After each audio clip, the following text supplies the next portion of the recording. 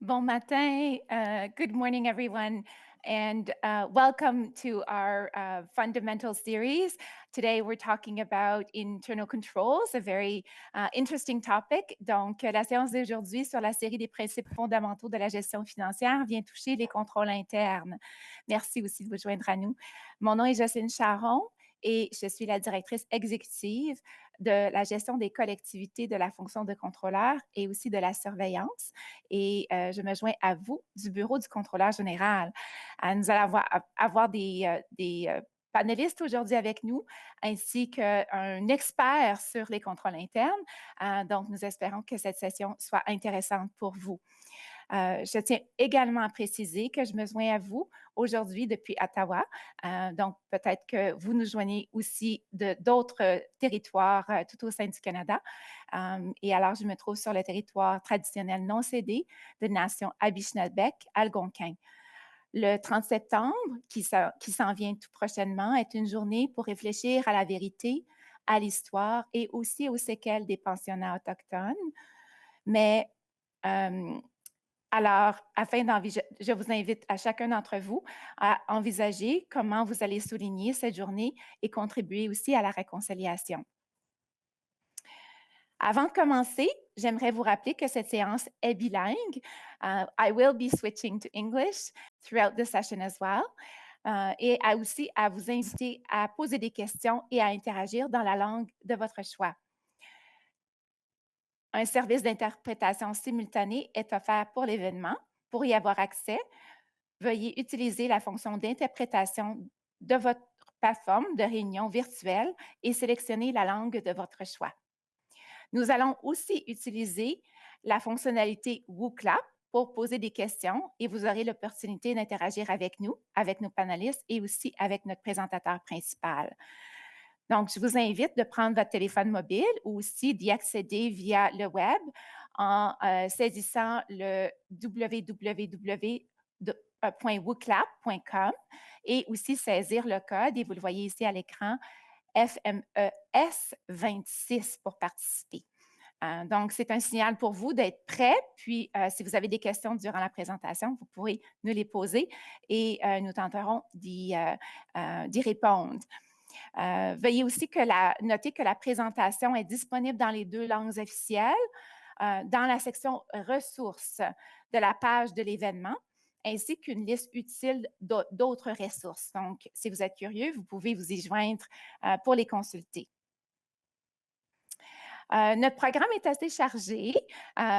Donc, après chaque partie, nous aurons l'occasion de discuter avec des panélistes. Et s'il y a le temps aussi, les panélistes pourront prendre vos questions et d'où la fonction WooClap pour vous appuyer. Et aussi, vous pouvez utiliser la fonction clavardage de la plateforme web diffusion en cliquant sur l'icône de bulle en haut de votre écran. Donc, nous avons, pour cadrer un peu la discussion, Martin Crummins, qui est en fait mon patron. Martin est le contrôleur général adjoint, donc relève directement de la contrôleur générale Annie Boudreau. Et il relève, dans le fond, il prend soin de la fonction financière pour la fonction publique dans son ensemble. Donc, c'est un rôle important qui cadre notre gestion financière.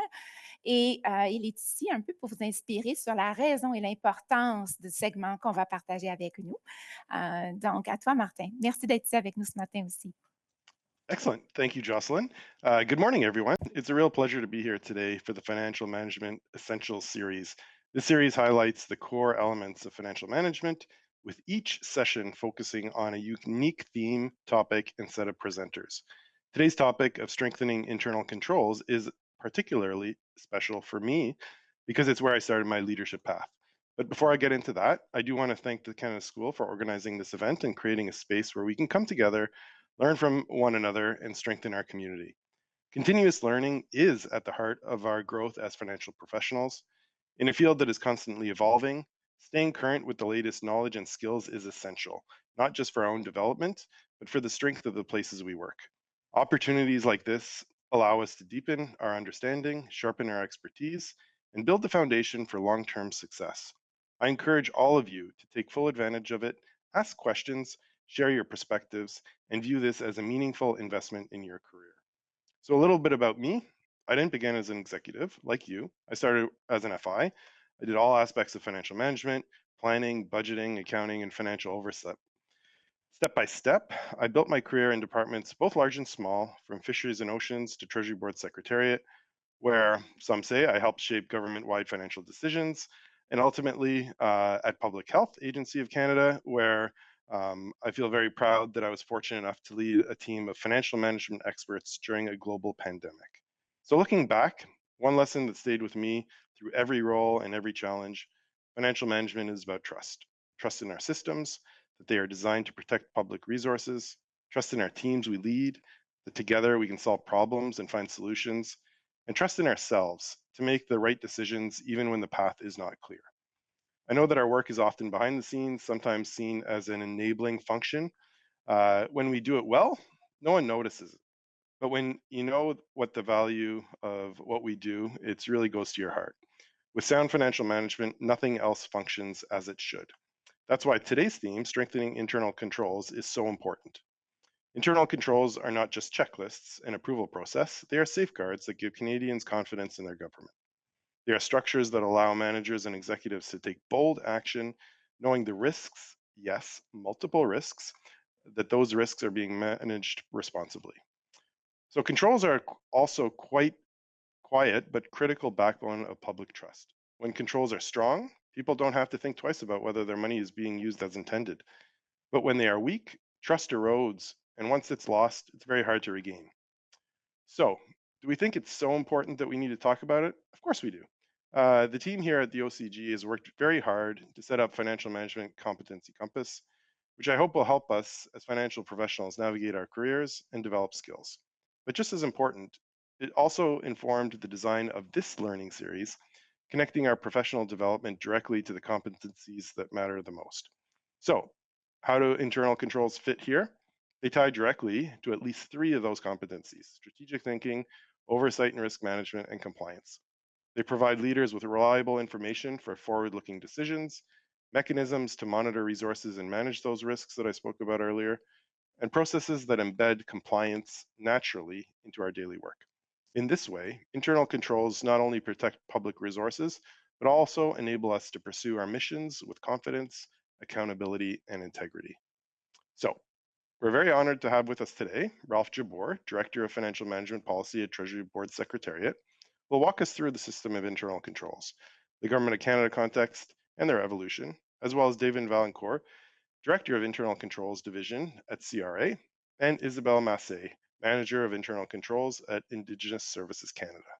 They will participate in panel discussions at the end of each segment, sharing insights from their years of experience and addressing questions from participants. So, thank you again to the Canada School for bringing us together for this important discussion. I look forward to the conversations ahead and to continuing to build that strong, trusted financial community, one that Canadians can count on. So, with that, I'll turn it over to Ralph to get us started. A reminder, the slides in both official languages are available in the resource section. Thank you.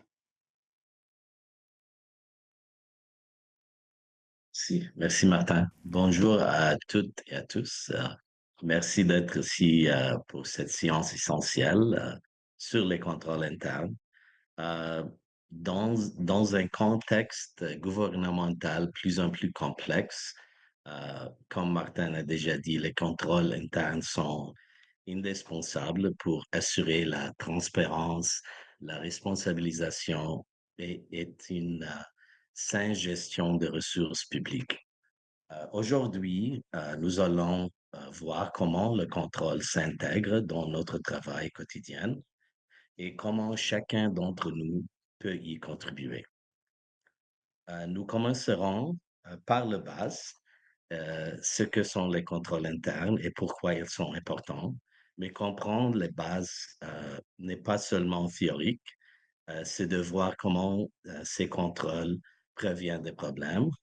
Ensuite, nous examinerons comment les contrôles internes sont appliqués aujourd'hui dans le secteur public fédéral. Et enfin, nous explorons comment les contrôles internes évoluent avec les nouvelles technologies et les nouveaux risques. Avec les technologies émergentes comme AI, ces contrôles doivent s'adapter pour gérer des nouveaux risques. Mais avant de commencer, la première section, nous allons, comme Jocelyn a déjà dit, utilisons WooClap pour échanger avec vous un peu et pour comprendre votre niveau de familiarité avec le contrôle interne. Je pense que tous les participants, on a le code de WooClap. Oui, c'est F1. Oui, ok, c'est ça. Euh, et vos réponses nous aideront un peu à adapter le contenu à vos réalités. Alors, les trois questions sont... c'est un peu difficile de voir. Ok. Dans quelle mesure connaissez-vous les contrôles internes du gouvernement du Canada? Ah, un peu d'expérience avec ça. Et quel type de... ah,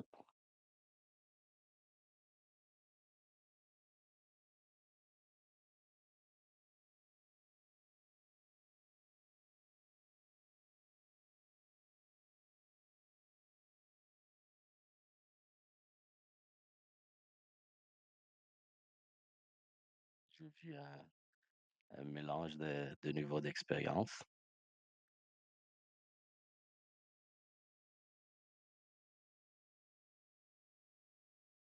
Mm.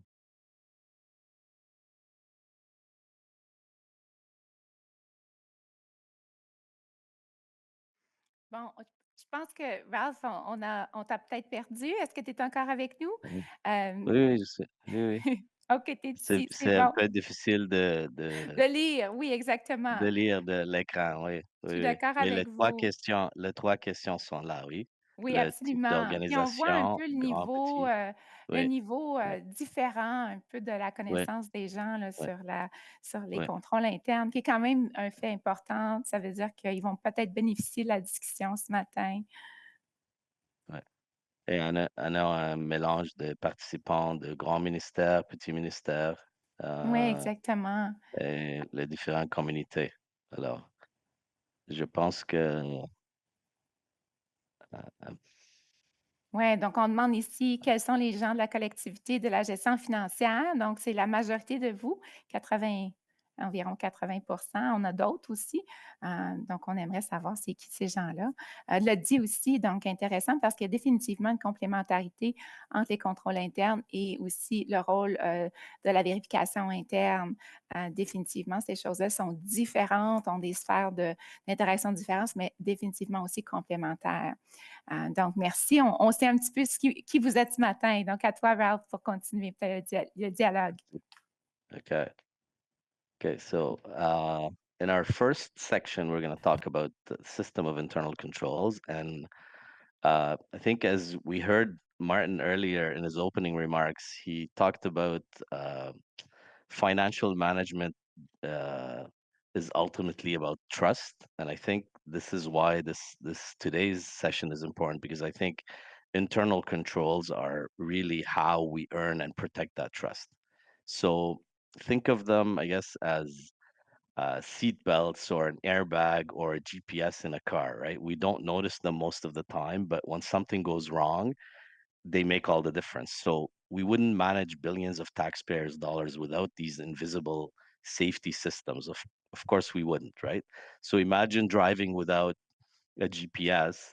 Well, I know I would be lost. Maybe most of us would be lost. So similarly, without these controls, we'd risk misallocating funds, right? So these invisible tools I think Martin mentioned they're kind of invisible. They're behind the scenes. They're essential for managing billions of taxpayers' dollars. So this is why we think this session is important. And then we tried to bring subject matter expertise from different departments. And I think also between Justin and I, we have a bit of experience in the area. So we're hoping that it's not going to be all theory, and we're going to try and make this a little bit entertaining, exciting. So from an Office of the Controller General perspective, uh, there we internal controls aren't just compliance, right? They're strategic tools. They they they help departments to operate efficiently, produce reliable information, stay aligned with laws, regulations, policies, and most importantly, they cut across every function. So for the people in the audience that are not in finance, this isn't just about finance, but it's about procurement, it's about IT, it's about HR, and it's about programs. So everyone has a role to play. So what are some examples of this? So for example, a manager checking budget variances. What if the manager skips this step? So it could lead to unexpected shortfalls. So controls prevent that from happening. A procurement officer, for example, verifying vendor credentials before awarding a contract. What if we forget this verification? So this is a big risk of non-compliance. Controls protect against that. Even in a program environment, a program analyst reallocating funds, for example, based on reliable spending data. What if this data is not accurate? So this could lead to wrong decisions. So controls ensure reliability. Next slide, please. So let's talk a little bit about theory. Where I promise I'm not going to go into too much into theory, but there are some critical things or important things that we need to cover. For example, at the heart of this system is what is referred to the five key elements of internal controls. These are defined by the Committee of Sponsoring Organizations of the Treadway Commission, also known as COSO. These elements, they work together to help the organization achieve its objectives related not only to just operations, but reporting and compliance. So what are these five elements? Uh, Leadership, to start with, sets the expectations of ethical behavior and accountability under the control environment. For example, this is having a clear policy on ethics guides daily decisions. Uh, Identifying and evaluating risks that could impact these objectives is done through risk assessments. This is like, for example, evaluating cybersecurity risks in an IT project. Uh, Checks, approvals, reconciliations, these are the guardrails referred to as control activities. That's what the control activity element's about. So for example, think of approving a travel claim or any expense. That's a control that ensures the appropriate use of funds. And then ensuring the timely, accurate, and transparent reporting is part of information and communication. And this could include monthly reports to increase transparency. And then finally, one of the key elements, in my opinion, is the ongoing review and adoption of these controls. So as risks evolve or there are more risks, we need to continuously monitor that these controls are working. In addition to these kind of five elements, there are two other elements that influence the control environment. This is the tone from the top, which sets the expectations for integrity and transparency, and this is referred to as the management's philosophy and operating style. And of course, human resources, which promotes staff competence and ethical standards. So these aren't just kind of add-ons or supplementary. They're foundational to the entire system. So for example, or for instance, the tone from the top models ethical behavior from leadership, so creating a culture of integrity, while the HR function ensures staff are competent and aligned with ethical standards through ongoing training, ultimately building long-term trust across the organization. And this is kind of why the competency compass is so important for us for the FM community. So next slide, please. Uh, so why do these controls matter? Uh, they support financial integrity, as I mentioned, by protecting assets from loss, from misuse, from fraud.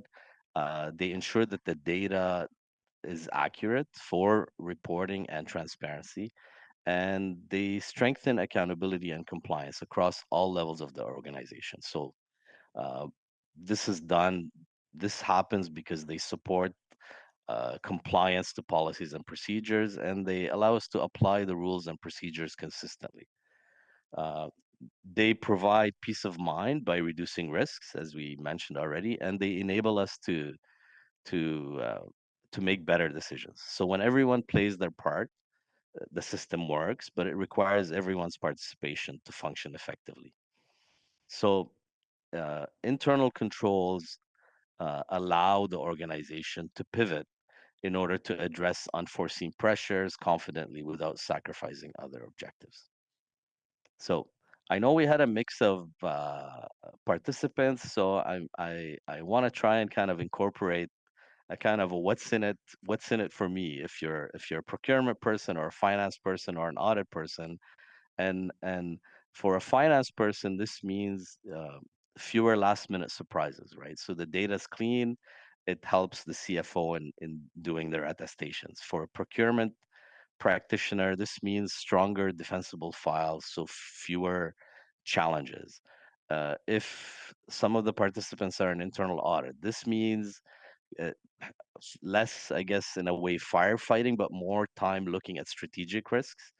And then if you're a program person, it means faster, smoother funding with fewer delays.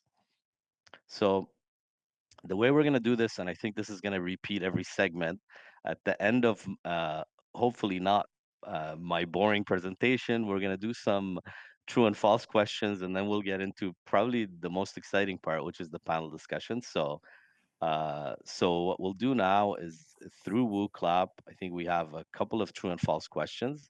And again, these aren't, please don't be discouraged. These aren't skill testing questions. We just wanted to kind of get a sense of people's knowledge.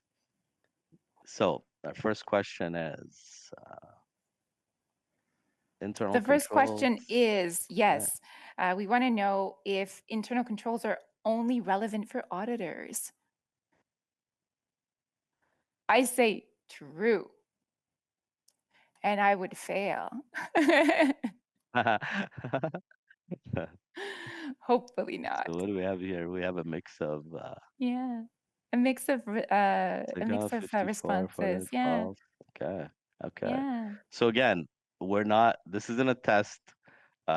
It's the answer is actually false because they're really not just relevant to auditors, they're relevant to all management, right? And they're the responsibility of all of us and the entire organization. So uh, they're just not they help the entire organization as I already said. So if you got it right or if you got it wrong, there is no right or wrong answer. It really what we were trying to get at here is that they're important to the whole organization, whether you're an auditor, in a program, in procurement, in IT.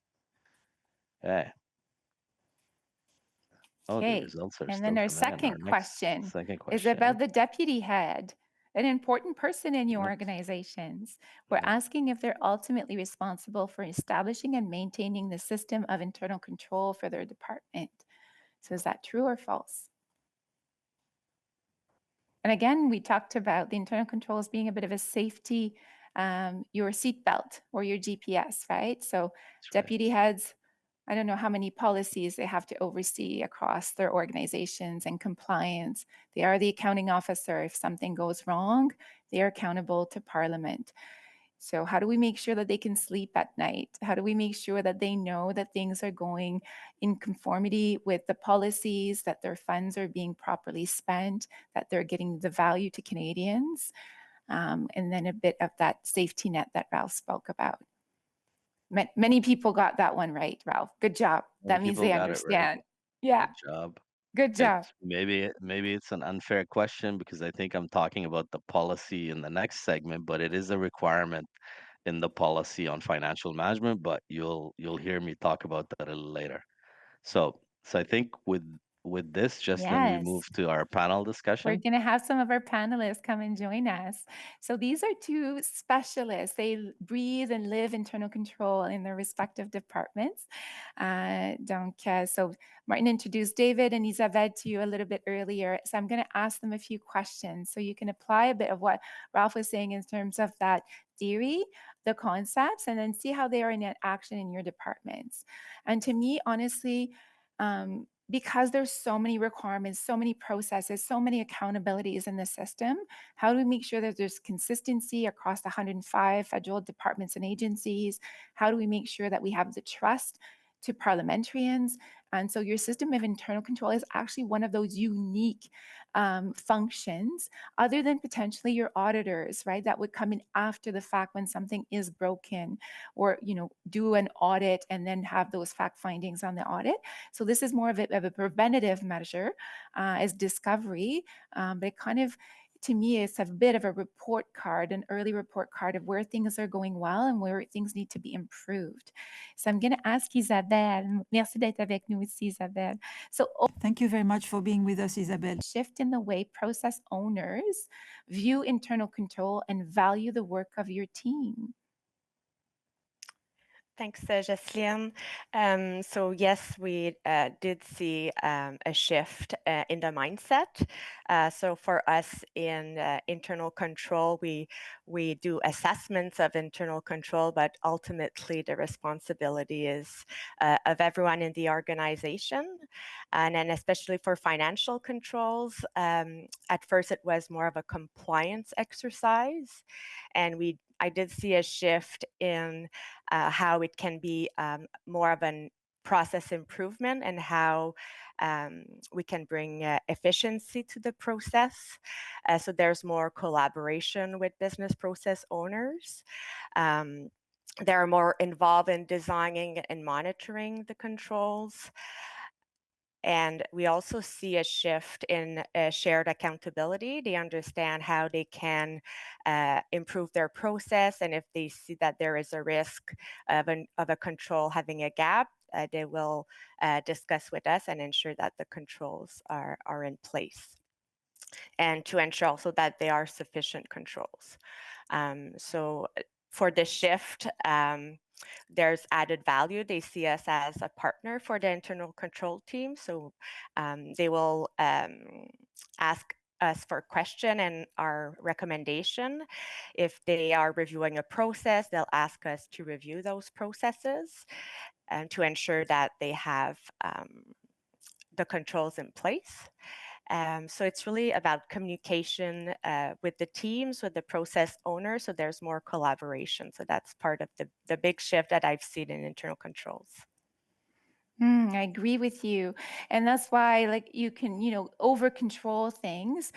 So that's where a bit of that risk and that strategic thinking ultimately, where do you focus effort in relation to risk, in relation to impact? And as well, I feel our context in which we operate is so different, right? Not the same as 10 years ago. So if you have potentially the same key controls that you did 10 years ago, I think we're doing business very differently. Our vulnerabilities are different, maybe vulnerabilities to fraud, to kind of malfeasance. So I think there's a lot of proactiveness, which beats a bit that we spoke to you about the compass on the strategic thinking and risk management. So very much of a dynamic context and not static. David, so you're at CRA, Director of Internal Controls for a huge organization. So how do you embed a culture of accountability and control across the level at CRA? I'm sure that that's not easy feat. No, it's not silly easy, but it's something that we need to work on every day. So at CRA, it is well established that internal control are part of good management and service delivery. So not just compliance. And accountability is really at the heart of it. So based on my internal control assessment experience, to embed a culture of accountability and control, it starts from the tone from the top.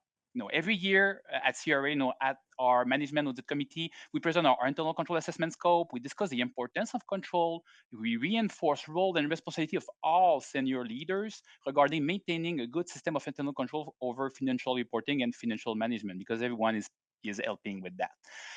And that message flow down through the official CFO launch letter, to formal launch email, to meetings, conversation at every level, with support from all senior leaders. Then, when we do our work, we do our assessment work, we insert strong documentation. And sometimes people say the documentation is boring, but you will understand my point.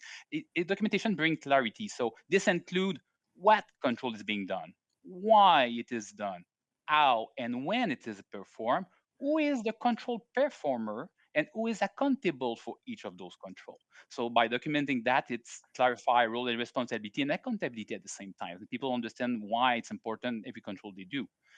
And finally, when we report result, it's not just a technical report.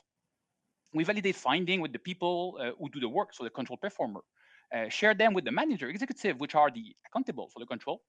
And all of this is documented into letter of recommendation with DG approved action plan. We also send result summary at DG and branch level to ensure accountability of the full chain of command.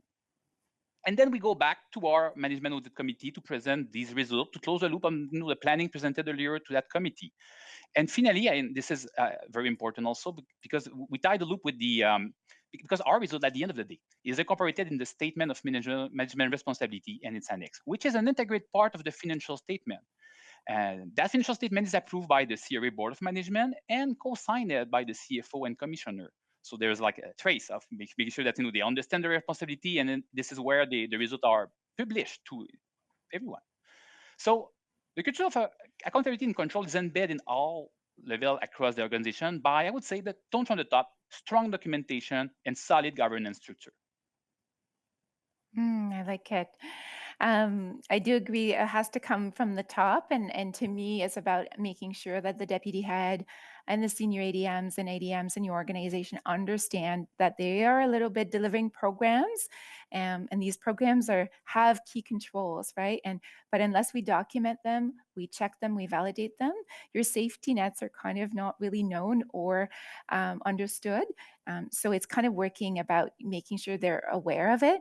And that's a bit something that maybe we don't do. It's not embedded necessarily in all the programs because it's a bit more, I guess, of a financial thing that we're built in as if you're a CPA or accountant in terms of integrity and transparency. But thank you for that, David. Isabelle, rapidement, quickly for you, how does weak internal controls increase risk, and what can we do to strengthen it?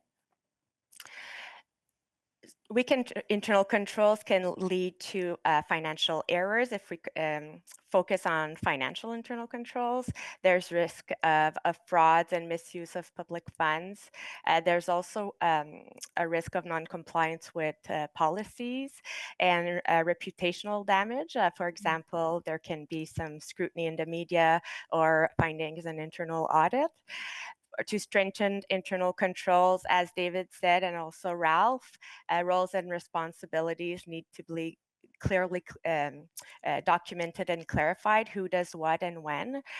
Documentation, as David mentioned also, processes need to be documented, any decision. This way, processes can be standardized and also consistent. And there's also data analytics that can be used to strengthen internal controls.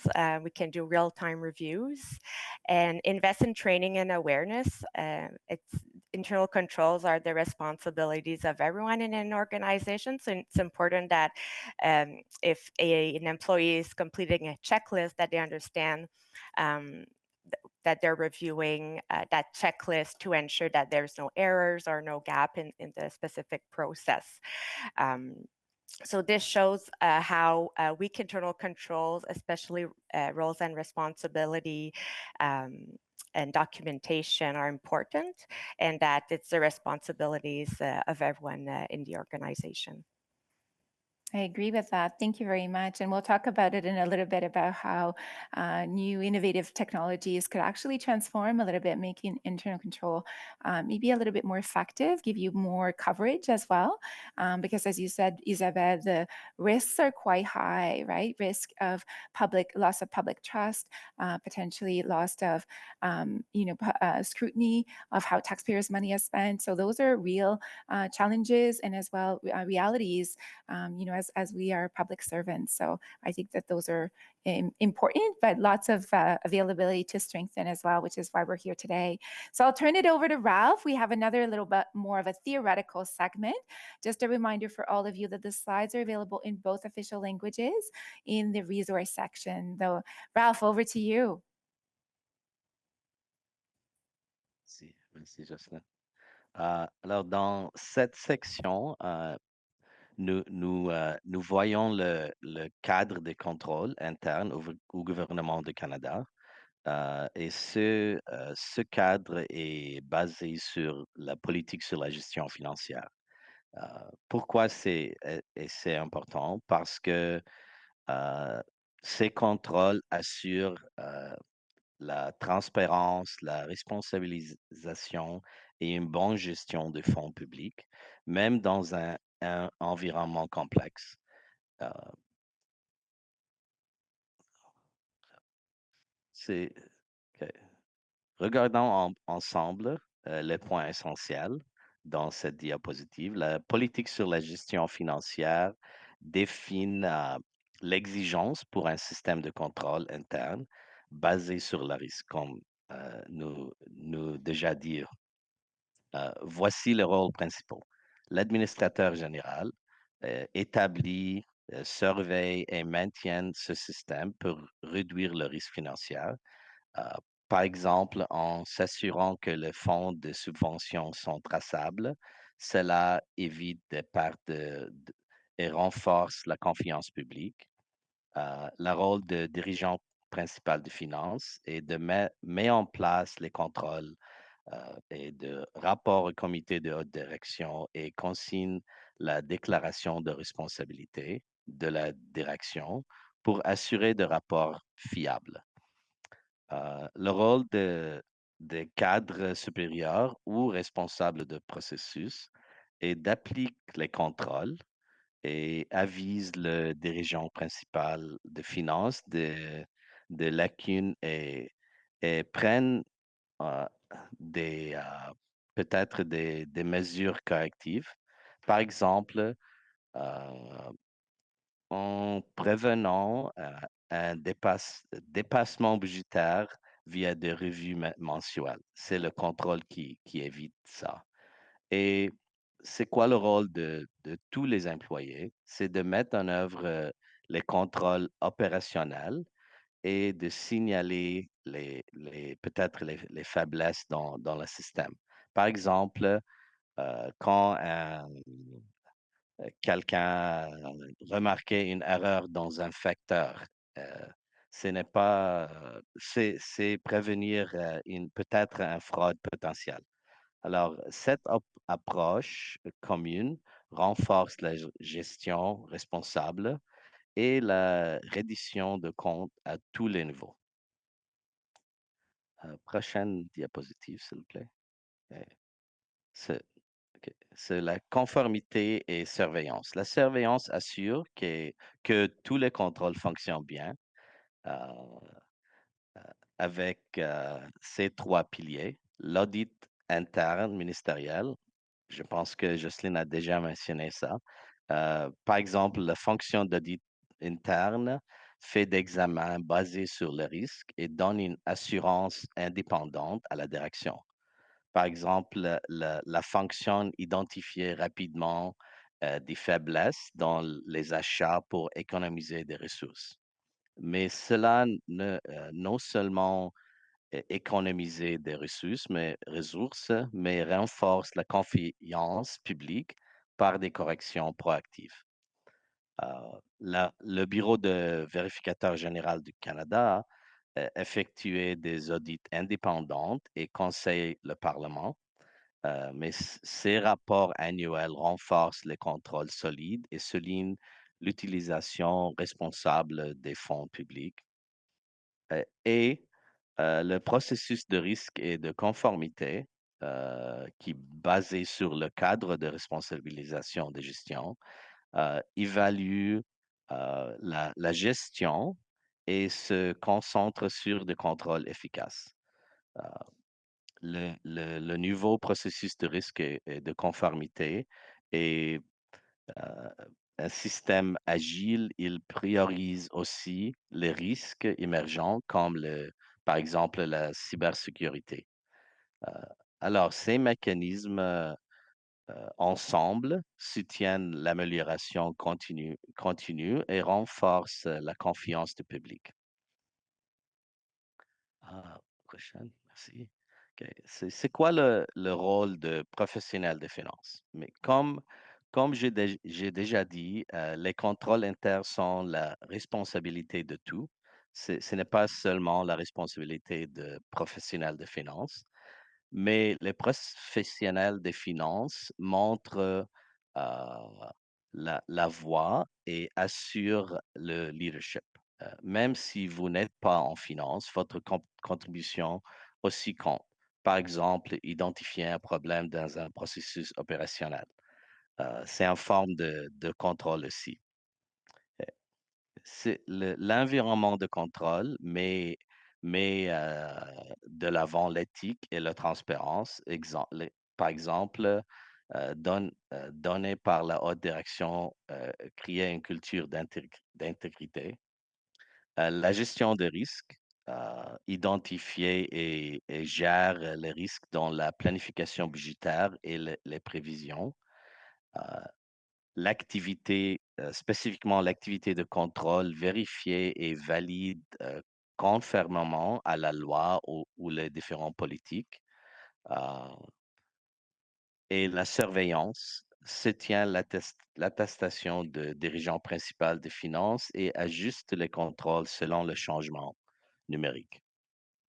Euh, un peu de conseil général aux pratiques pour les participants. Gardez je pense que David a parlé un peu de ça. La documentation est très importante. Alors, garder la documentation à jour est très important.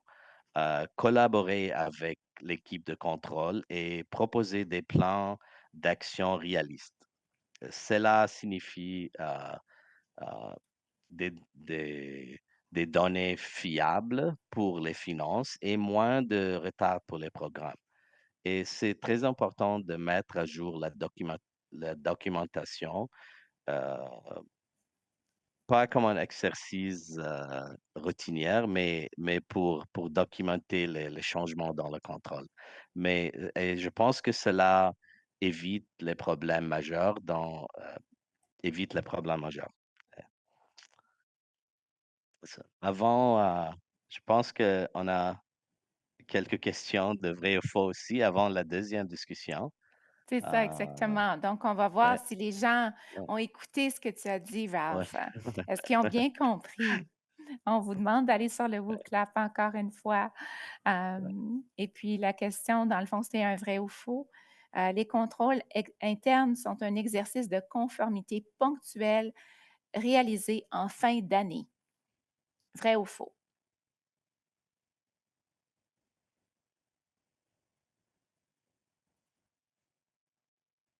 Non, on a quand même une bonne partie des votes. On est près de, tantôt ils nous ont dit les chiffres, on était près de 2000 personnes inscrites. Donc, on va venir chercher, on va voir dans combien de vous êtes actifs sur le WooClap, là.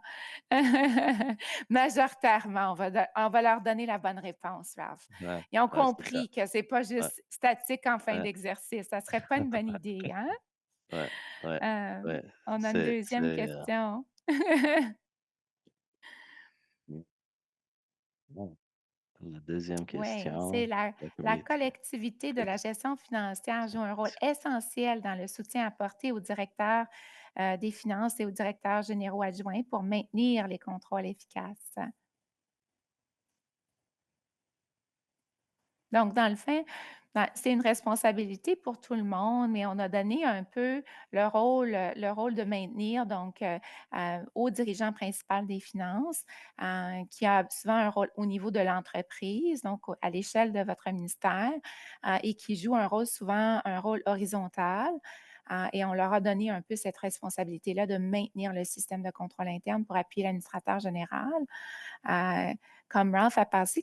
Pour moi, je trouve ça assez intéressant parce que à la fonction publique, la majorité de nos processus, c'est des processus transformés avec des humains. Donc, tu sais, si on était dans une industrie machine, par exemple, on verrait que le contrôle de fabrication, je ne sais pas moi, d'un pot de peinture, ça se transforme par une machine à l'autre et donc le contrôle, c'est est-ce qu'on a fait le maintien de la machine, est-ce que la machine est brisée, est-ce huilée, mais parce que à la fonction publique, la majorité de notre transformation se fait un peu par le capital humain. C'est là où l'importance de documenter vos actions. Si vous faites une vérification, on doit s'assurer que ce fournisseur-là est légitime. Le compte de banque du fournisseur est légitime. Pour pas qu'on mette l'argent dans le compte de banque de pas la bonne personne. Donc, ça, c'est qui vérifie, puis comment on documente le contrôle. Donc, c'est là ça vient un peu lourd parce qu'on se dit, ben c'est du narratif, mais sinon, comment on documente la façon que les fonctionnaires fonctionnent pour transformer un programme et un service en valeur pour un Canadien. Donc, c'est un peu différent parce que c'est pas tangible autant, mais je trouve que c'est peut-être une belle façon de l'expliquer. Donc là, je vous ramène avec Isabelle puis David. On va leur poser des petites questions parce qu'évidemment, ce sont nos gens experts. Donc, David, en quoi le processus de risque et conformité a-t-il une incidence sur votre groupe et prévoyez-vous faire des changements? Merci Jocelyne pour la question. Donc, premièrement, c'est un processus super important, là, le PRC. C'est avec ça qu'on évalue la performance, la conformité des agences, des ministères, de leurs sous-ministres, des commissaires. Ça, c'est super important comme processus et ça touche plein de domaines. Donc, si je parle de l'évolution du cadre de responsabilité de gestion, donc l'ancien MAF, le CRG, vers le processus de risque de conformité, le PRC, ça a été très intéressant. Nous avons été impliqués là, dès le départ. On a participé à la plupart des itérations du projet pilote jusqu'à aujourd'hui. Et je vais être franc, au début, j'avais l'impression qu'il s'agissait surtout d'une mise à jour avec un nouveau nom, une nouvelle couche de peinture pour souligner son importance. Mais au fil des discussions, j'ai mieux compris le repositionnement, les objectifs désirés par le dans le PRC. Donc, avant de parler des exemples concrets pour mon groupe, je pense que c'est important de rappeler que le PRC a une portée beaucoup plus large que juste les contrôles internes financiers. Ça exige une collaboration avec plusieurs joueurs clés dans vos agences, dans vos ministères. J'ai d'ailleurs remarqué une collaboration accrue entre les équipes stratégiques et mon équipe de contrôle interne lors de l'élaboration des résultats. Donc, c'est une belle nouveauté. C'était déjà fait avant, mais c'est plus renforcé. Donc, je vais me concentrer un peu plus sur l'impact du PRC sous l'angle contrôle interne. Bon, comme toute nouvelle chose, la première année du PRC, on a eu besoin de certains ajustements pour établir les fondations. Dans plusieurs cas, on faisait déjà une bonne partie des activités demandées, mais il a fallu faire évoluer notre approche. Je le vois ici plus dans une évolution, pas nécessairement des changements, parce que c'est des choses qu'on faisait déjà. Par exemple, pour l'identification des risques, auparavant, on en faisait une, on faisait une analyse environnementale qui alimentait surtout notre planification de l'évaluation des contrôles internes. Maintenant, nous devons aussi présenter, partager ces risques sous un angle stratégique pour l'agence. Pour le suivi des observations, on a fait des améliorations, on a standardisé notre façon de mesurer l'avancement, ce qui a aidé à renforcer la reddition des comptes. Pour les définitions des niveaux de risque, il a fallu les raffiner un peu parce qu'on voulait s'assurer d'une cohérence avec les objectifs du PRC. Et finalement, l'évaluation des contrôles internes. Nous sommes passés, en fait, nous sommes en train de passer d'une logique de suffisance à une logique de maturité. Donc, ce que je veux dire par là, c'est que plutôt que se demander si un contrôle est suffisant, maintenant, nous travaillons désormais à aussi évaluer son niveau de maturité, ce qui favorise l'amélioration continue. Donc, évidemment, ces aspects continueront d'évoluer au fur et à mesure qu'on va acquérir de l'expérience. Puis, je crois aussi que le processus va être affiné dans le temps pour assurer davantage d'alignement entre les ministères, entre les agences dans la façon d'y répondre. Au final, le PRC nous amène à réfléchir différemment. Il ne s'agit plus seulement d'atteindre un niveau suffisant de contrôle, mais de démontrer une maturité, un avancement, de partager davantage nos résultats. Cela renforce la transparence, stimule l'amélioration continue, puis démontre surtout la valeur ajoutée de nos travaux de contrôle interne. J'aime ça. Évidemment, je pense à cause qu'il y a de l'argent un peu dans tout ce qu'on fait, tous nos programmes et nos services, souvent, nous sommes des professionnels des finances, les seuls qui vont amener le dialogue horizontal et donc aussi amener la discussion des risques, la tolérance, les vulnérabilités à la table de gestion. Puis des fois, on est correct avec le risque, mais des fois, on va se dire non, il faut faire mieux. On n'est pas confortable avec ça, donc on va vouloir inciter des mesures correctives. Je suis d'accord avec toi. Donc, au niveau de la discussion, la gouvernance, je pense que ce sont tous des bienfaits positifs un peu de ce nouveau processus de risque et conformité. Isabelle, comment les professionnels de la gestion financière, on en a beaucoup ici aujourd'hui, peuvent-ils informer ou influencer les administrateurs généraux et les directeurs financiers en ce qui concerne l'efficacité des contrôles internes? Donc, pour informer et influencer les hauts dirigeants, il faut parler leur langage. Donc, appuyer nos messages avec des données, relier les contrôles aux risques. Donc, si on veut les influencer puis on met un accent sur les risques, ça va porter leur attention, puis aussi à leur objectif.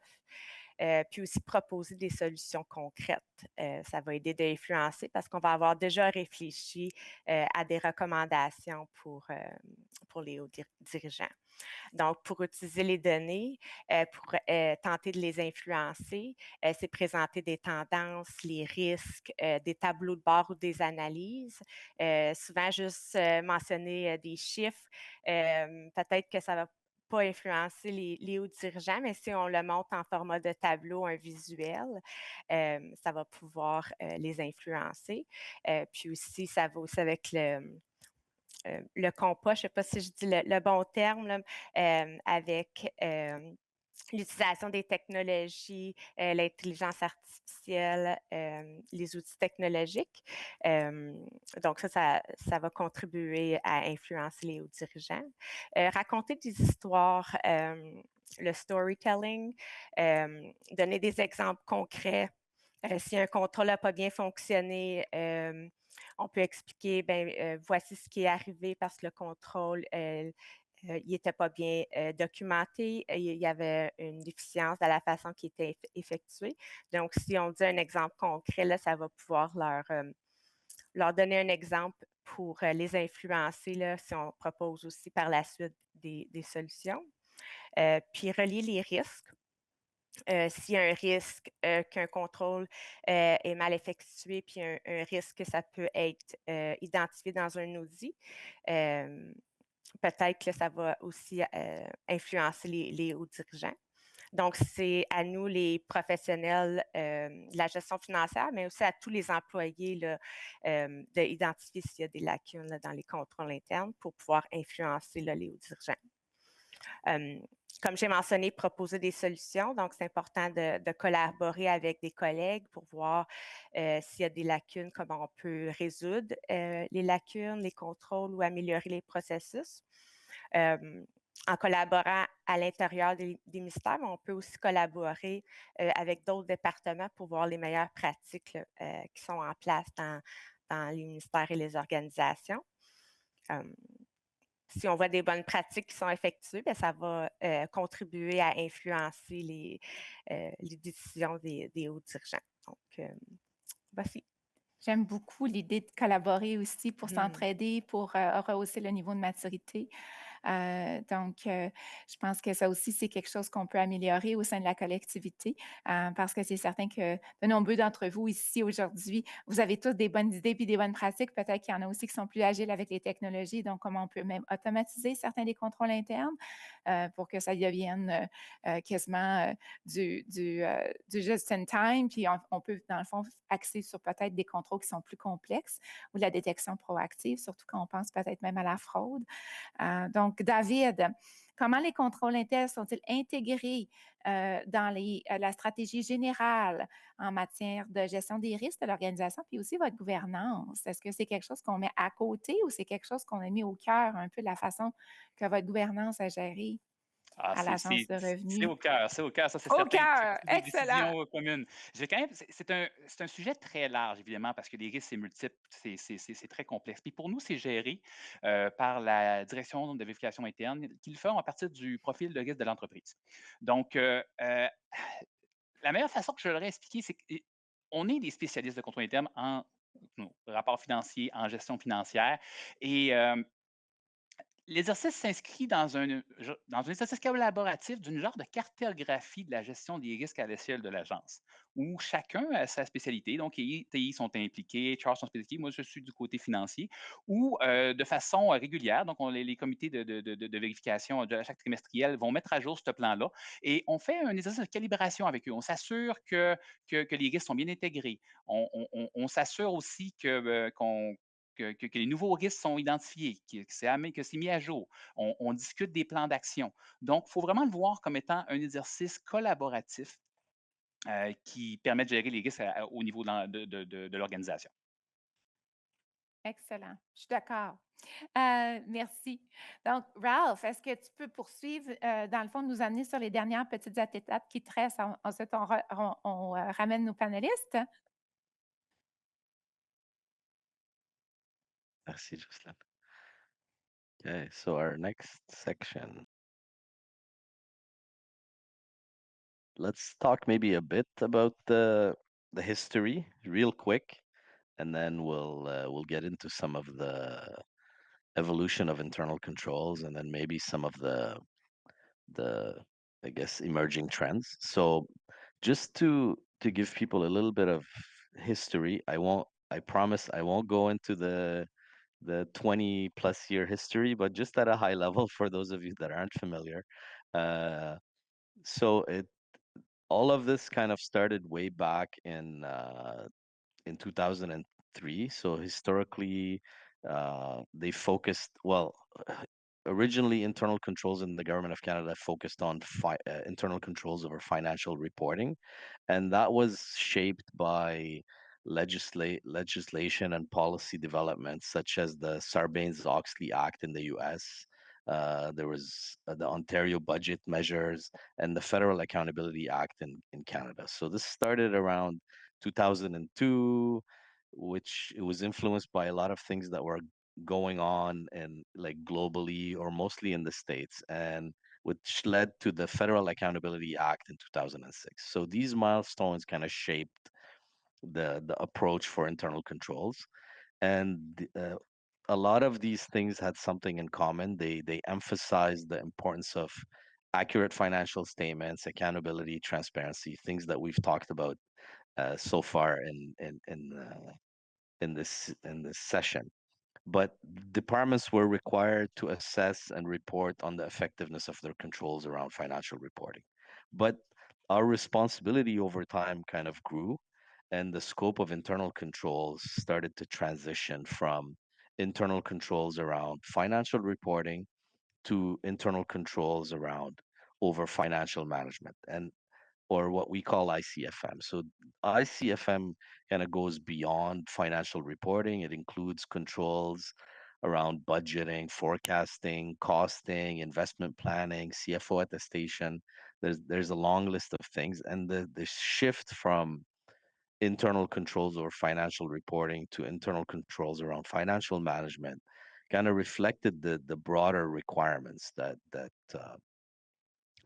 any organization, including government departments, had to kind of comply with or work with. So on the next slide, please.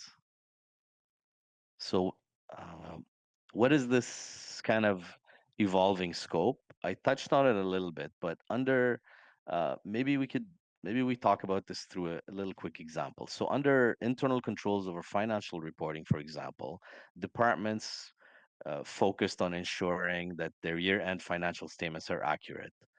The shift to internal controls over financial management, that same department also now had to look at whether its budgeting and planning process includes appropriate controls like validating assumptions, reviewing forecasts, ensuring costing methodologies are sound.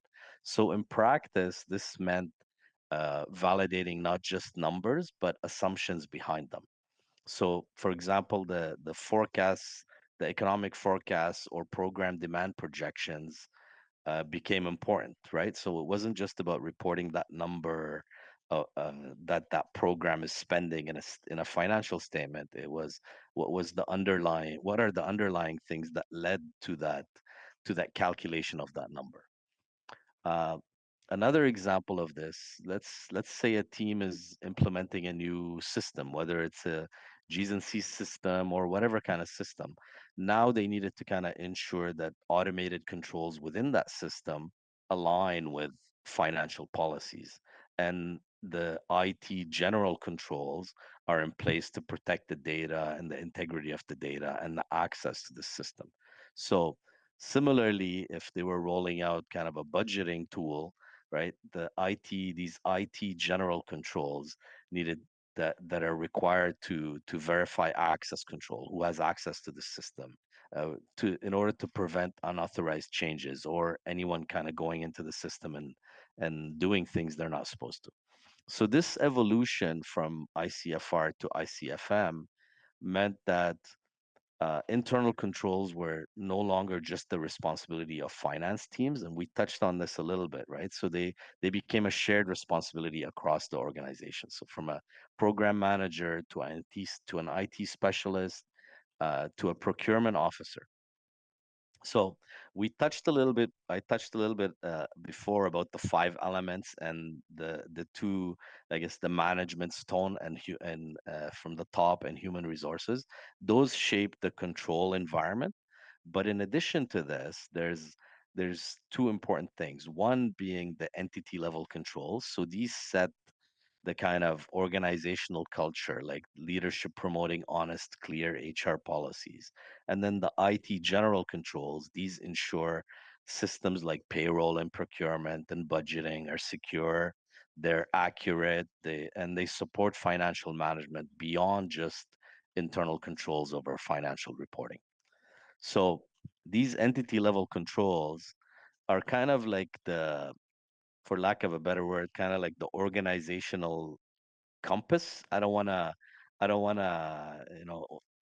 overstep and call something else a compass, but not like the competency compass, but more of a moral compass of the organization. So without them, even if you had the strongest IT controls, these could fail, right? So the entity level controls, these are what set the tone and the integrity of the organization. So I know earlier I think in segment one, I talked about what does this mean to you if you're a finance procurement program person. But I think now, after we've talked a little bit about the policies and a little bit more of the theory and the shift, I thought it would be kind of cool to kind of come back and say, now that we've talked about all of these things, what does this really mean if you're a finance person, right? This means that there's a stronger integration of controls across all functions. So budgeting, planning, forecasting, meaning fewer surprises, right? And better data for decision making. If you're a program person, this means embedding these controls uh, in the funding process. They lead to faster approvals, reduced risks, right? Of making the wrong decisions without with having inaccurate data, right? If you're a procurement person, this means automated controls and systems like system safeguards to help ensure compliance. And then for people in internal audit, I know I touched about this a little bit, but this means shifting the way you do work. So you're not focusing on, transactional type testing, right? It's more strategic, right?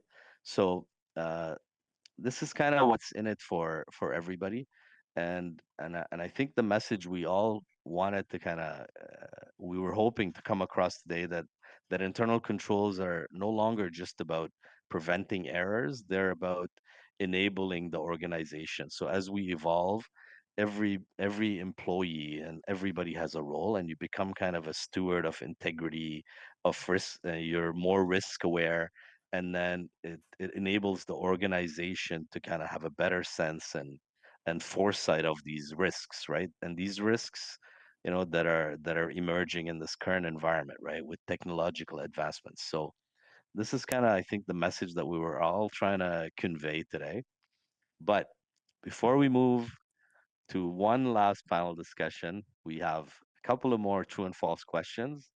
I don't think these ones are skill testing ones, but we'll see. We'll see.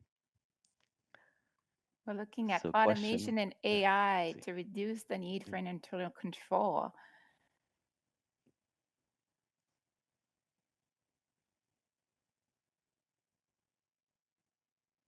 We're keeping you busy, at least interact with us a little bit. Oh, I yeah. think for me, Ralph, like internal controls are a way even you could elevate risk in your organization. You can take more bold decision if you put, for example, an additional compensatory control, right? You could put an additional oversight somewhere to make sure that if the risk materialize, you can either roll back. You know how to de-risk a little bit. So I think there's actually quite a bit we could do better for Canadians if we use internal controls strategically, and if we put the controls in the right area to serve us well, they can serve as nice safeguards. And especially if you're looking to experiment a little bit, innovate a little bit, it's unknown for your organization, you don't have strong track records, but those can be done, I think, quite in a safe way, without exposing, like Isabelle mentioned about some of the risks. We could expose ourselves to media or public scrutiny, but I think they don't necessarily need to be looked at as, a policing function. So That's on right. the next Agree. question too, we have Yeah. about the new risk and compliance process. Says it replaces the management accountability framework as the primary tool for assessing internal controls and departments. So a lot of you probably, if you've been in government for quite some time, know of the MAF, and the MAF is now the new risk and compliance process. And so we're asking true or false if you've been Maybe it's an listening. unfair. Yeah, well, I don't. I was gonna say maybe a little bit an unfair question because I don't think I gave a. I mean, I talked about it, but you're right. For those of you that got it, it is replacing the management accountability framework, and I think David touched on it earlier. I know I only talked about the internal controls part of RCP, but it covers about 11 other areas of focus, right? From people management, procurement, real property, G's and C's. So not just internal controls. Um, and then it's shifting more of assessing maturity in all of those areas. So it has already replaced MAF. I think it launched this summer, and departments are completing their self-assessments as we speak. They're due, I think, next week to TBS. So it did replace MAF. So, but for those of you that didn't get it right, no problem. I didn't really give you a date, so I think it was an unfair question, but that's okay. Now we all know. They all know. Yeah, and it's a way for the Treasury Board to shift a little bit to mature, because the math was done quite a long time ago. So, and it is self-assessment. So a risk in one department is not the same in another, right? So you may want to emphasize in one area more than another, depending on the nature of your operation and the mandate of your department. So those are kind of why some of the shifts were made. So a bit of panelists, I need to put them to work. Isabelle, can you describe when we have to shift from ICFR to ICFM, what that meant for your team? If you had any challenges with that? ICFR was focused on financial reporting. So it was increased work for my teams, but also for business process owners. As Ralph mentioned, ICFM is focused on financial management, reviewing if the process are efficient, if there are specific risks that needs to be looked at. For example, procurement process, if there are any procurement individuals in the today. One of the control that we reviewed this year is the procurement management framework. So that was not looked at as a part of ICFR, but now ICFM, we reviewed that control to ensure that the framework was revised and approved as well. Another example is user access reviews for IT, if there are any IT folks today. So user access is also, there's more scrutiny from the Auditor General relating to user access, and we do use more systems. So system controls like user access is important. So we've reviewed that control as well. And also for payroll, as part of ICFM, it's not only that there are the proper approvals, but for payroll, for example, we ensure that the approvals are timely. So some challenges that my team faced also is to the documentation. We had to review some processes to ensure that it's not only the financial reporting controls, but also some financial management. And also all new processes were documented like CFO attestation process. So it took work from the internal control teams, but also the process owner that are doing those process and are the expert in those fields. And all that is to strengthen the overall internal control over financial management for the department. And then also one part of ICFM that is important is also to ensure that the process is consistent and it's efficient, and also that there's less duplication in our processes. That makes sense. So through ICFM, we have a bit of a license to go probe and make sure that the things are doing well and effectively, which I think is really important, right? Because if not, programs would just be delivering and the deputy heads would have all the accountabilities and kind of no one is having a bit of that preventative measure. So very important and a bigger scope as well when we're looking at the ICFM. David, when we speak of ICFM, we introduce the concept of entity level control, so sitting at the whole of the organization, and ITGC's internal controls on IT. So how important are those when you look at ICFM? Very important. So I'm not sure if it's a perfect analogy, but let's think of control like a house, like a house. So entity level control, ELC, are the foundation of the roof. They set the tone at the top, governance, oversight, value and ethics, code of conduct, training, communication. They create an environment where control can live, can breathe. A strong ELC ensure control are performed consistently and not weakened by management, external pressure, lack of training, value and ethics, and expected behavior. In other words, they somehow manage the inherent risk of human-driven control and provide an umbrella under which all control can work efficiently. Now let's talk about ITGC, keep the house analogy. So it's like the plumbing and the electricity of that house. So you may not see them in every room, but nothing works without them, from the toaster to the toilet. So they safeguard the integrity and reliability of the system by control like system access provisioning, change management, and computer operation. Weak ITGC can undermine IT-dependent control, even if the design is sound for ICFM and ICFR. Yeah. So this includes automated control like three-way match.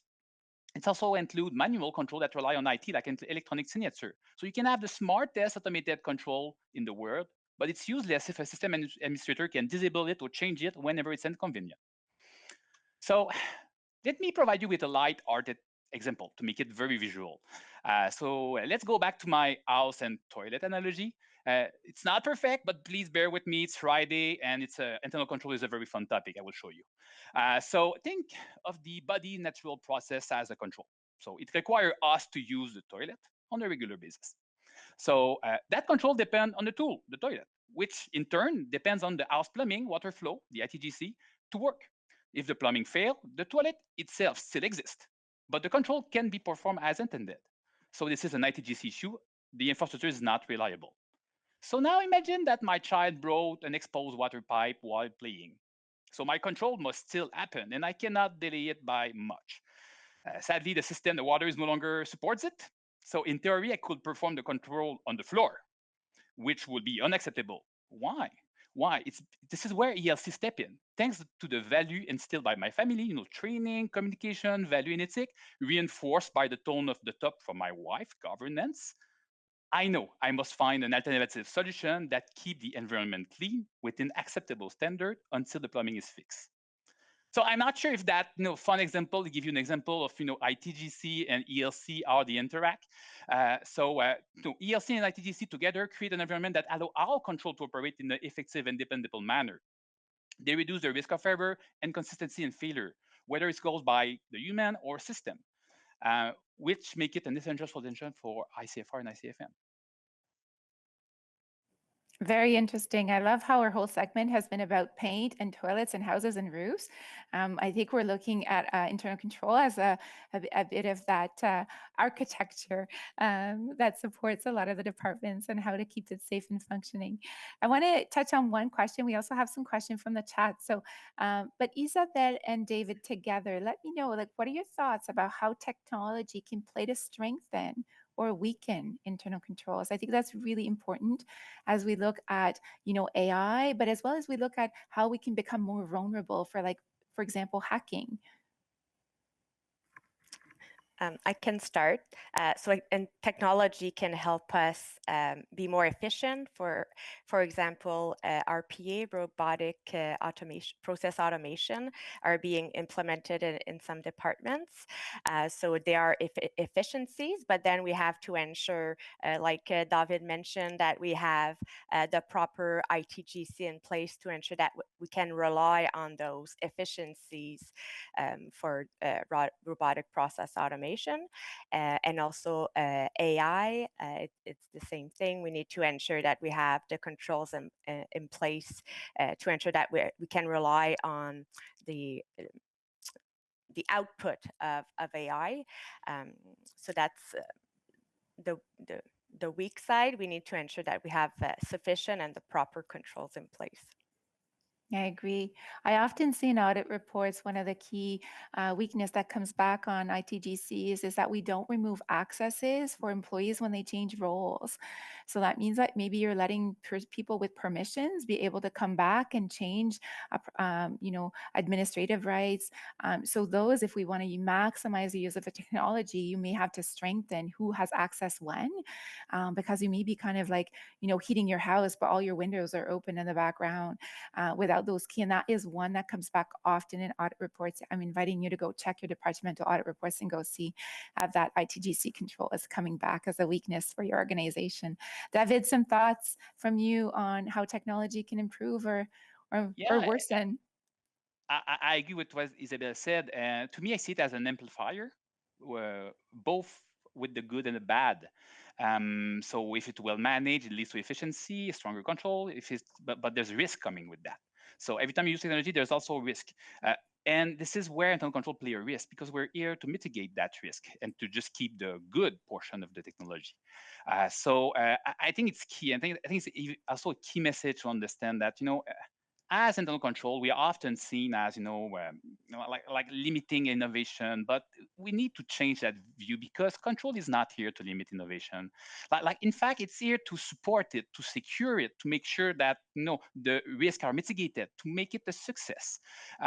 So like tomorrow, think about it. We were talking about AI, we're talking about, automation, RPA, all of that. We're trying to implement that. So our CFO, like deputy minister, commissioner, like they will need to demonstrate that that technology is being used in our process and control, that is well mastered, that there's proper oversight, and we have a role to play with that, and it's internal control. So we'll need to control those new technology to give that confidence to the public. So I think it's very important. We do have an important role to support the transformation of those innovation that will come in the future years. So it's a very interesting topic, and this is why, in the pool, I remember seeing that some people say, "Oh yeah, I do you see more control, less control with technology?" People will say, "No, I do see the value of control."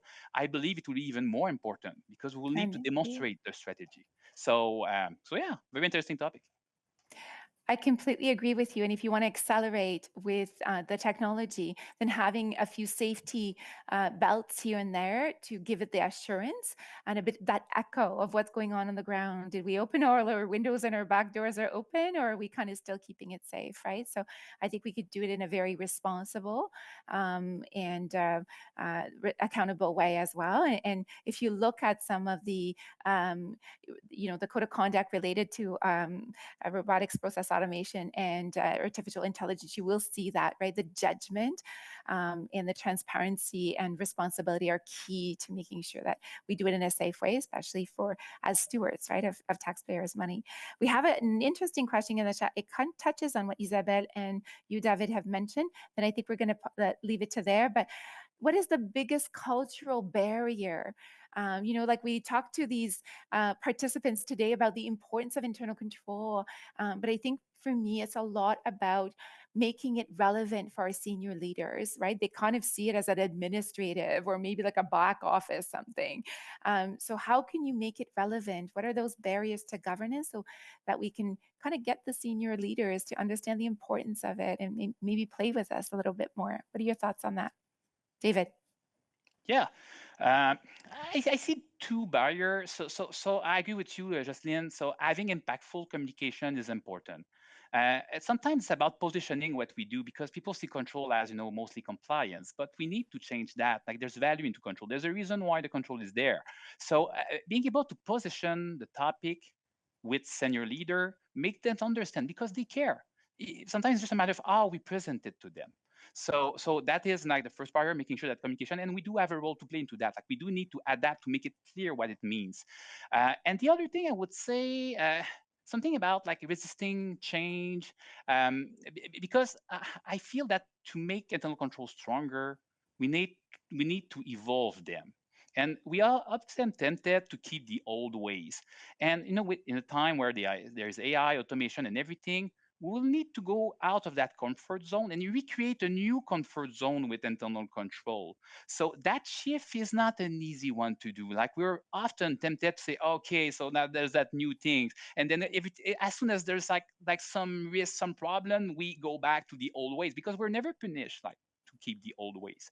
But I think we have expectation from the citizen that government needs to mature, and we need to take that step to go to the maturation of how we deliver control, which needs to come with new set of control to demonstrate that those new control are as strong or even stronger.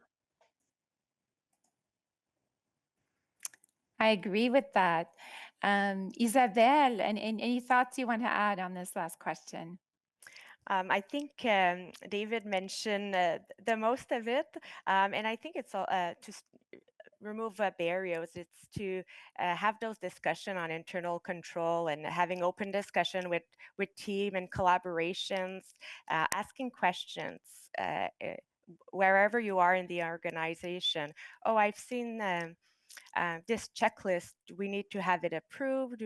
Does it need to be saved in a certain repository, either GC Docs or SAP? So having the reflexes to ask questions and having those discussions with the teams. I agree, the curiosity part, and to David's point, the storytelling part. I think it's all about the so what, because we're the masters of these, right? If you've been in internal audit or in finance, like you're taught this as at university, but that's our kind of our area of expertise. And if you think of senior managers, they most likely don't. So it's a lot about that education piece and the so what for them, right? Why does this matter for them, and how does that serve them in their program delivery? Donc, un grand merci. So we're at the end of our segment. Donc, on est à la fin de notre discussion. J'aimerais remercier honnêtement Ralph, Isabelle et David. Vous avez fait un super bon travail. Vous m'avez bien accompagné aussi. J'ai beaucoup apprécié vos idées, vos exemples tangibles aussi. Je pense qu'on a pivoté un petit peu pour essayer de rendre ça tangible et utiliser des exemples qui nous touchent un peu dans la vie personnelle. Et un grand merci aussi à vous, les participants. Donc, à travers le Canada, on avait une belle participation aujourd'hui. Merci énormément d'avoir été ici, d'avoir été curieux aussi. On espère vous laisser un petit peu avec la réflexion pour pouvoir grandir, pour pouvoir peut-être rehausser le rôle des contrôles internes au sein de votre ministère, ou si vous êtes curieux, peut-être même toucher un rôle dans les contrôles internes éventuellement. Et j'en profite aussi pour dire un grand merci à mon équipe, parce que c'est mon équipe qui a organisé le segment avec l'École de la fonction publique. Et donc, c'est beaucoup de travail pour eux aussi, et je leur dis un sincère merci. Parce que sinon, ça ne serait pas possible sans eux. Donc, on vous invite à reviser la section des ressources. Vous y trouverez les liens utiles, dont la présentation qu'on a fait aujourd'hui. Il y a des liens à GC Infobase, aussi des liens au modèle d'estimation et aussi un peu des liens vers les conseils sur des conseils sur les mémoires au cabinet ou même les soumissions au Conseil du Trésor. Donc, vous allez y trouver toutes sortes de belles ressources pour vous, les spécialistes. Donc, je pense que c'est une bonne façon. J'aimerais aussi souligner, aujourd'hui, on a réussi à comprendre les contrôles internes, je pense. Si on refait un peu le sondage du début, on espère avoir élevé un peu votre compréhension de base sur l'importance des contrôles internes, leur rôle au sein de l'organisme, mais un peu leur rôle même sur protéger l'intégrité de la fonction publique, l'intégrité pour les Canadiens, la transparence qu'on a parlé tantôt. Et aussi vraiment soutenir une saine gestion financière qui est essentielle. C'est comme ça aussi qu'on vient chercher la confiance des parlementaires et aussi de nos Canadiens. Ça permet aux candidats un peu de soutenir la responsabilisation et l'atténuation des risques qu'on a parlé. On peut peut-être prendre des meilleurs risques si on a un meilleur système de contrôle interne qui est plus mature, peut-être une meilleure collaboration, une bonne gouvernance, comme on en a parlé tantôt aussi. Donc, restez à l'écoute. On vous a parlé un peu de cette série des principes fondamentaux de la gestion financière. Donc, c'est une façon pour le Bureau du contrôleur général d'essayer de relever les connaissances fondamentales de nos collectivités. On a une prochaine session qui s'en vient au mois de décembre, donc le 11 décembre. On va essayer de voir si on est capable d'avoir une audience encore plus large que celle d'aujourd'hui. Et cette session-là va focaliser sur les comptes publics. Les comptes publics seront possiblement déposés en chambre prochainement. Donc, le thème sera juste à point et on pourra discuter avec les experts des comptes publics parce que c'est aussi un exercice très important. Il touche le cœur de l'information financière de votre ministère, du rendement et de la transparence encore aux Canadiens. Je vous invite à vous inscrire. On va partager aussi cette date-là et le lien d'inscription avec votre gestion pour s'assurer que ceci vous rejoint. Un petit rappel aussi, s'il vous plaît, peut-être partagez vos commentaires avec nous. On espère que la session a été pertinente pour vous, mais on vous invite à remplir le formulaire des commentaires pour essayer de nous aider à améliorer, puis aussi à voir est-ce qu'on a réussi à rendre ou à élever votre curiosité et à rendre la session pertinente pour vous aujourd'hui. Donc, je vous invite à le remplir, prendre quelques minutes, ça nous ferait plaisir et ça sera pertinent pour nos équipes aussi. Donc, encore un sincère merci.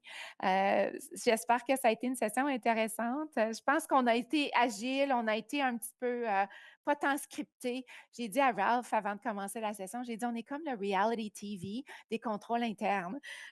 Donc, on devrait peut-être avoir comme notre propre channel de YouTube.